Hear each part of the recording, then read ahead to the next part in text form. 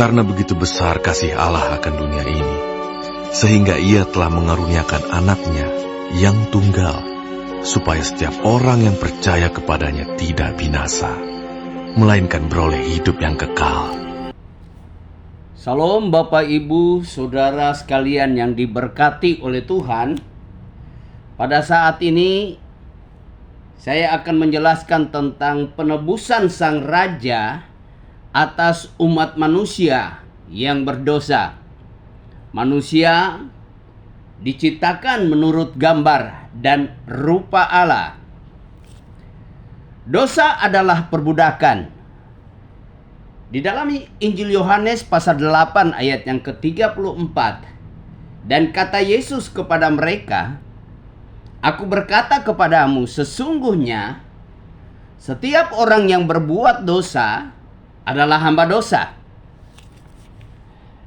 Saudaraku yang dikasihi oleh Tuhan, Tuhan Yesus berkata kepada orang-orang Yahudi yang percaya kepadanya, dan Tuhan Yesus berkata, "Jikalau kamu tetap dalam firman-Ku, kamu benar-benar adalah murid-Ku.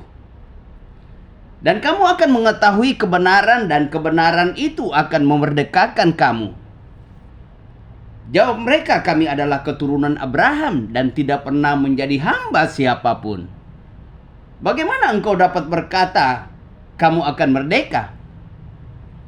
Dan kata Yesus kepada mereka, "Aku berkata kepadamu, sesungguhnya setiap orang yang berbuat dosa adalah hamba dosa." Setiap orang yang berbuat dosa adalah hamba dosa. Iblislah yang menjadi bapamu dan kamu ingin melakukan keinginan-keinginan bapamu. Ia adalah pembunuh manusia sejak semula dan tidak hidup di dalam kebenaran. Sebab di dalam dia tidak ada kebenaran. Apabila ia berkata dusta, ia berkata atas kehendaknya sendiri.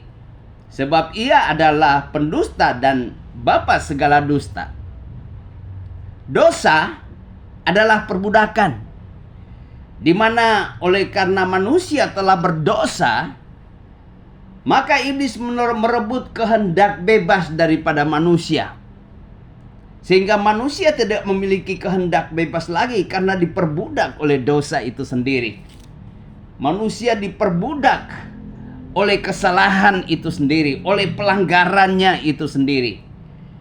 Iblis menghancurkan identitas manusia, di mana manusia diciptakan menurut gambar dan rupa Allah, dan dosa menghancurkan itu. Dosa merusak, menghancurkan harga diri daripada manusia itu sendiri. Bagaimana manusia merupakan ciptaan Allah yang mulia. Oleh karena dosa, manusia harus mengalami kehancuran. Bahkan iblis menghancurkan tujuan-tujuan Tuhan atas kehidupan manusia. Bahkan yang paling fatal, hubungan antara manusia dengan Tuhan digagalkan oleh iblis, dihancurkan oleh iblis. Sehingga manusia harus mengalami perbudakan. Dosa mengakibatkan manusia mengalami perbudakan, di mana manusia mengalami penindasan. Manusia kehilangan hak-hak hidup. Manusia mengalami penderitaan. Manusia hidup sama seperti binatang. Manusia mengalami murka Allah. Manusia tidak mengalami pohon kehidupan seperti di Taman Eden. Karena mereka diusir keluar dari Taman Eden oleh karena pelanggaran manusia. Dan manusia menjadi hamba dosa itu sendiri. Di dalam Kamus Bahasa Indonesia KBBI, perbudakan menurut Kamus KBBI itu adalah kebebasan hidup manusia dirampas untuk bekerja guna kepentingan manusia yang lain. Kita tahu bersama budak laki-laki di dalam bahasa Ibrani itu dikatakan Eved. Budak perempuan itu Sifkah. Kalau kita mempelajari kata avodah dari bahasa Ibrani, itu berasal dari kata Eved, di mana Eved itu berarti budak atau hamba yang berasal dari akar kata afat. Dari akar kata ini juga muncul kata avoda yang berarti pekerjaan, bahkan ibadah itu sendiri. Kata Eved digunakan untuk para hamba atau penyembah Allah secara umum. Bisa kita lihat di dalam 1 Raja-Raja 8 ayat 36, 2 Raja-Raja 10 ayat 23. Tindakan Adam dan Hawa melanggar perintah Allah itu melahirkan dosa atas seluruh umat manusia. Sehingga manusia memiliki kecenderungan untuk melakukan dosa. Dosa mengakibatkan kematian, sebab upah dosa adalah maut. Bangsa Israel menjadi budak di Mesir itu selama 400 tahun. Di dalam Kejadian 15 ayat 13 firman Tuhan kepada Abram, "Ketahuilah dengan sesungguhnya bahwa keturunanmu akan menjadi orang asing dalam suatu negeri yang bukan kepunyaan mereka. Dan bahwa mereka akan diperbudak dan dianiaya 400 tahun lamanya." Kemudian kita melihat setelah mereka mengalami perbudakan 400 tahun lamanya, tentunya mereka sangat menderita. Dan Tuhan memimpin bangsa Israel keluar dari tanah Mesir. Ulangan pasal yang kelima ayat yang ke-6. "Akulah Tuhan Allahmu yang membawa engkau keluar dari tanah Mesir, dari tempat perbudakan."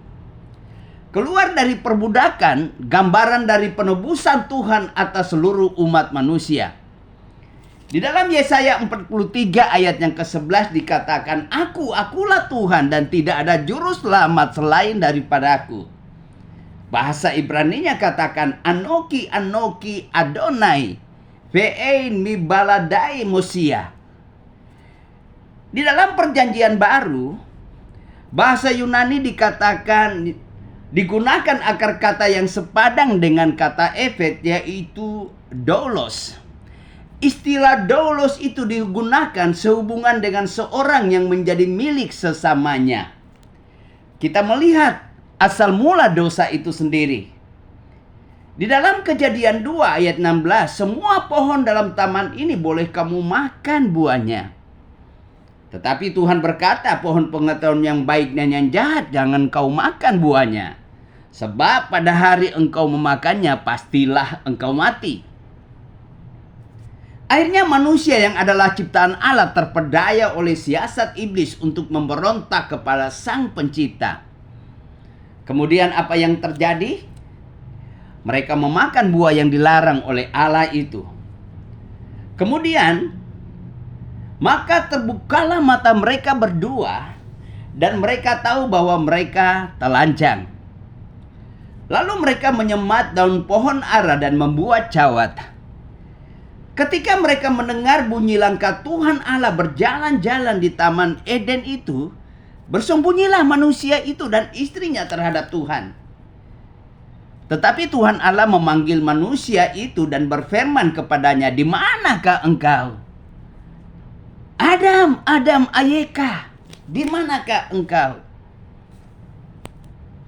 Adam menjawab, "Ketika aku mendengar bahwa engkau ada dalam taman ini, aku menjadi takut. Karena aku telanjang, sebab itu aku bersembunyi." Kemudian Tuhan Allah membuat pakaian dari kulit binatang untuk manusia dan untuk istrinya itu, lalu mengenakannya kepada mereka. Pakaian kulit binatang merupakan kematian berdarah yang menutupi dosa mereka. Dan ini merupakan tipologi atas penebusan seluruh manusia oleh Yesus Kristus yang adalah anak domba Allah. Tipologi adalah suatu peristiwa dalam perjanjian lama di mana terdapat persesuaian dalam Yesus Kristus dalam perjanjian baru. Tuhan berkata, "Aku akan mengadakan permusuhan antara engkau dan perempuan ini, antara keturunanmu dan keturunannya. Keturunannya akan meremukkan kepalamu dan engkau akan meremukkan tumitnya." Permukaan tumit merupakan tipologi daripada penebusan manusia melalui keturunan tumit yang adalah Yakub yang akan menjadi penebusan bagi manusia. Allah mengulangi janji penebusannya melalui Abraham. Kisah dari pengorbanan Ishak putra Abraham yang berakhir dengan penebusan kematian melalui seekor domba jantan. Ini merupakan tipologi penebusan manusia. Kita melihat sakramen religion, keselamatan diperoleh melalui penebusan dosa.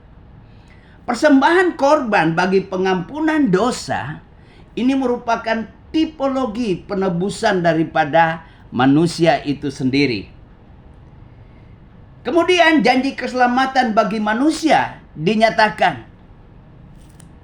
Pada keesokan harinya Yohanes melihat Yesus datang kepadanya dan ia berkata, "Lihat, anak domba Allah yang menghapus dosa dunia." Saat Yesus datang ke dalam dunia, ia menyatakan bahwa keselamatan datang dari bangsa Yahudi. Allah telah menyatakan janji penebusan manusia dari dosa sejak dari Adam, manusia yang pertama.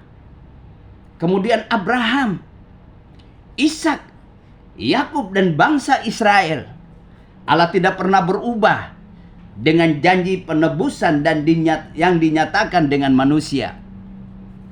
Yohanes 3 ayat 16, karena begitu besar kasih Allah akan dunia ini sehingga ia mengaruniakan anaknya yang tunggal, supaya setiap orang yang percaya kepadanya tidak binasa, tetapi beroleh hidup yang kekal.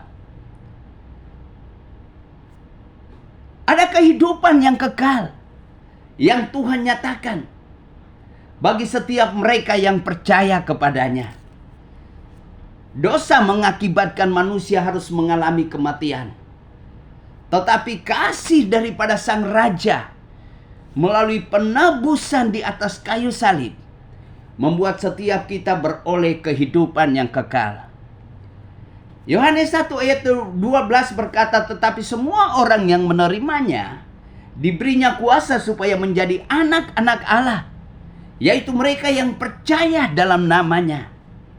Dosa mengakibatkan kita menjadi seteru daripada Allah. Dosa mengakibatkan manusia memberontak terhadap Tuhan. Tetapi kasih daripada Sang Raja, di mana dinyatakan melalui Kristus di atas kayu salib, menjadikan saudara dan saya kita menjadi anak-anak Allah. Sebab kamu tidak menerima roh perbudakan yang membuat kamu takut lagi, tetapi kamu telah menerima roh yang menjadikan kamu anak Allah. Oleh roh itu kita berseru, ya Aba, ya Bapa. Bagaimana kasih daripada Allah kepada setiap kita manusia untuk membebaskan kita daripada roh perbudakan itu, sehingga kita hidup di dalam tujuan-tujuan Tuhan. Di dalam Galatia pasal yang keempat ayat yang pertama, jadi kamu bukan lagi hamba melainkan anak, maka kamu juga adalah ahli waris oleh Allah. Allah mengembalikan tujuan-tujuan penciptaan atas kita umat manusia. Kita harus bersyukur kepada Tuhan buat penebusannya yang Dia nyatakan atas setiap kita. Roma pasal 6 ayat yang ke-18, kamu telah dimerdekakan dari dosa dan menjadi hamba kebenaran. Kita dibenarkan di hadapannya, sehingga kita dapat bersekutu kembali dengan Allah Sang Pencipta itu sendiri. Dalam hari-hari hidup kita, mari terus membangun hubungan yang intim dengan Tuhan. Tetap melekat kepadanya, dan hiduplah dalam tujuan-tujuan Tuhan. Tuhan Yesus memberkati. Kita bertemu di dalam rancangan Sang Raja selanjutnya.